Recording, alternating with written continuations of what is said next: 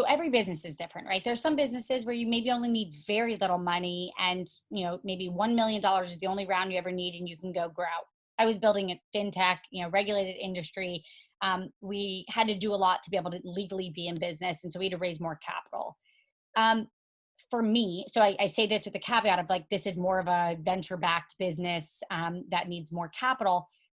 I always said to myself, I'm not going to be short-term, greedy. I was like, I want to focus on the long term. If every decision I'm making is going to make it so that we can build a bigger, more successful, more de-risked business, I should do it.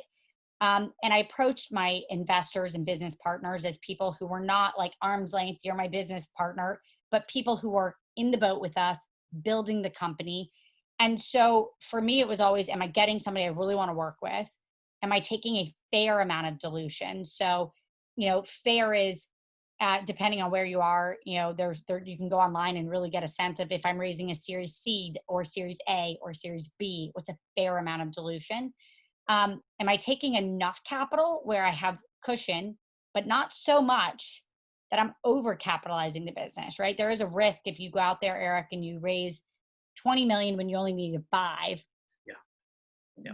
That's as dangerous because that money allows you to make sloppy decisions. And I think one of the things I'll just say, I was really grateful that LearnVest, literally the first money that went into LearnVest was all of my savings.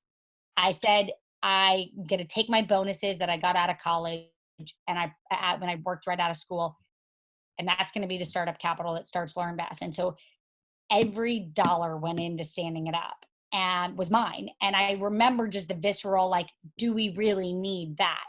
Do we need 7 chairs or can we handle 2 chairs, like, in that conference room, or 4? Can we handle 4? Okay.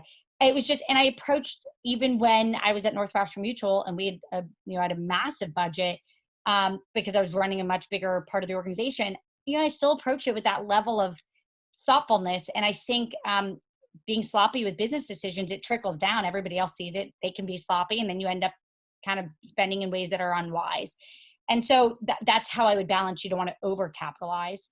But that's kind of how I thought about it. And I think you want to get the best brains that make your business smarter. You want to have a fair amount of dilution, and you want to take enough capital plus a little cushion because you don't know when the next COVID or, none of us predicted that we would be in a position in 2020 where we couldn't leave our homes for months on end. So you want to have enough to be able to weather something that could be wild, but not so much that you're going to allow poor judgment to trickle down through the business.